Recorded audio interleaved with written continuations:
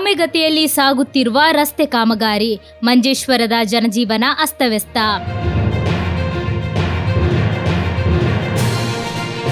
ರಾಗಂ ಜಂಕ್ಷನ್ನಿಂದ ಸಿರಾಜುಲ್ ಹುದಾ ತನಕ ನಡೆಯಬೇಕಾದ ರಸ್ತೆ ಅಭಿವೃದ್ಧಿ ಕಾಮಗಾರಿ ತೀವ್ರ ವಿಳಂಬವಾಗಿದ್ದು, ಸ್ಥಳೀಯ ನಿವಾಸಿಗಳು ಮತ್ತು ಸಾರ್ವಜನಿಕರು ಭಾರೀ ಸಂಕಷ್ಟಕ್ಕೆ ಒಳಗಾಗಿದ್ದಾರೆ.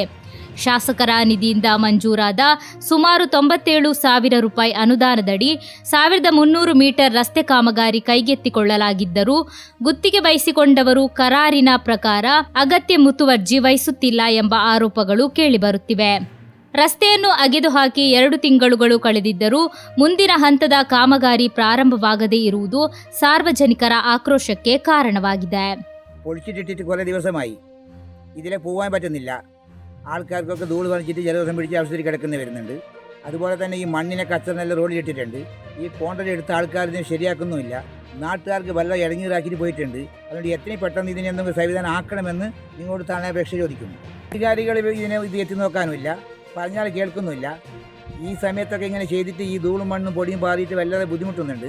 ഇതിനൊന്നും അധികാരം നോക്കണം, അല്ലെങ്കിൽ ആരെങ്കിലും മേലധികാരി വന്ന് നോക്കിയിട്ട് ഇതിന് സംവിധാനം എടുക്കണം. ഇതൊന്നും ചെയ്യാതെ ഈ ജാലി ചെയ്തിട്ട് നാട്ടുകാർക്ക് ബുദ്ധിമുട്ടാക്കുന്ന ഈ സംഗതികളാക്കുന്നത് കുറച്ച് കൂടി നിങ്ങൾ ആലോചിച്ചിട്ട് ഇതിന് വേണ്ട പണി ചെയ്യണം. 1 ಕಿಲೋಮೀಟರ್ ಕಾಂಕ್ರೀಟ್ ರಸ್ತೆ ಮತ್ತು 300 ಮೀಟರ್ ಡಾಮರು ರಸ್ತೆ ನಿರ್ಮಾಣದ ಜೊತೆಗೆ 100 ಮೀಟರ್ ಚರಂಡಿ ವ್ಯವಸ್ಥೆ ಮಾಡುವ ಯೋಜನೆ ಇದ್ದರೂ ಕಾಮಗಾರಿ ಪ್ರಗತಿ ಶೂನ್ಯಕ್ಕೆ ಸಮೀಪವಾಗಿದೆ.